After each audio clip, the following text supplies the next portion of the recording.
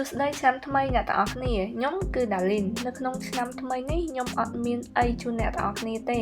តែខ្ញុំបានរៀបចំរបស់មួយនោះគឺវីដេអូមួយនេះគឺជាកាដូសម្រាប់អ្នកទាំងអស់គ្នាហើយនៅក្នុងវីដេអូមួយនេះអ្នកនឹងបានឃើញពីទស្សនវិជ្ជាដ៏ស្រស់ស្អាតរបស់ទីក្រុងភ្នំពេញសម្រាប់អបអរឆ្នាំថ្មី2021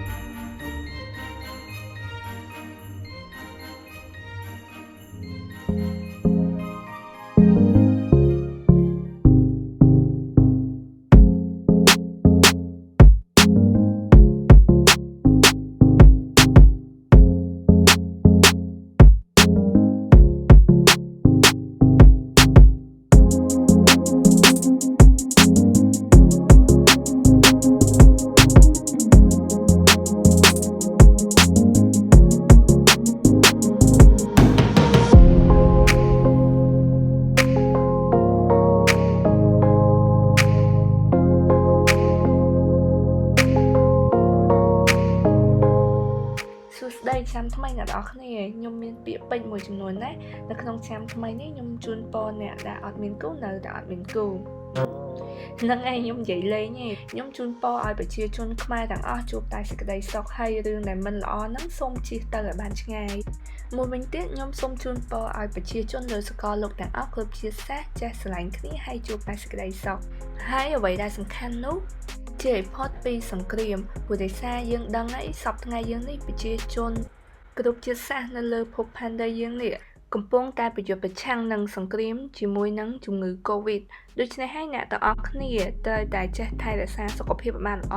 ត្រូវការពារខ្លួនប្រុងប្រយ័ត្នបានខ្ពស់ដូច្នេះហើយយើងត្រូវតែចេះពាក់ម៉ាស់ហើយលាងដៃនគរដោយសារតែ Covid ហ្នឹងឯងធ្វើឲ្យគម្លាតមនុស្សនៅឆ្ងាយពីគ្នាហើយវាបានធ្វើឲ្យមានភាពប៉ះពាល់យ៉ាងខ្លាំងទៅដល់ការធ្វើដំណើរកម្សាន្តមិនថាការធ្វើដំណើរកម្សាន្តពីអាស៊ីទៅអឺរ៉ុបឬក៏ការធ្វើដំណើរកម្សាន្តនៅក្នុងទ្វីបផ្ទាល់នោះទេគឺវាមានភាពធាក់ចុះមែនទែន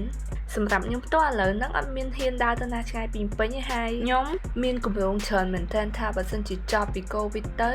ខ្ញុំនឹងទៅដើរលេងនៅខេត្តសៀមរាបបរសៃហនុហើយនិងខេត្តផ្សេងៗច្រើនទៀតហើយចុះសម្រាប់អ្នកវិញមានគម្រោងថាចង់ទៅដើរលេងណាអត់និយាយទៅគឺថាកន្លែងដែលអ្នកគុំចង់ទៅហ្មងណាបើមានអាចចែកម្លែកមកកាន់ខ្ញុំបានតាមរយៈ comment នៅខាងក្រោមវីដេអូមួយនេះនៅពេលក្រោយខ្ញុំអាចនឹងទៅកន្លែងនោះហើយថតយកទស្សនវិជ្ជាមកបង្ហាញអ្នកទាំងអស់គ្នាចុងក្រោយខ្ញុំសូមជូនពរឲ្យអ្នកមានសេចក្តីសុខហើយជោគជ័យគ្រប់ការងារនិងជោគជ័យក្នុងស្នេហាផងដែរជួបគ្នានៅវីដេអូក្រោយបាយបាយ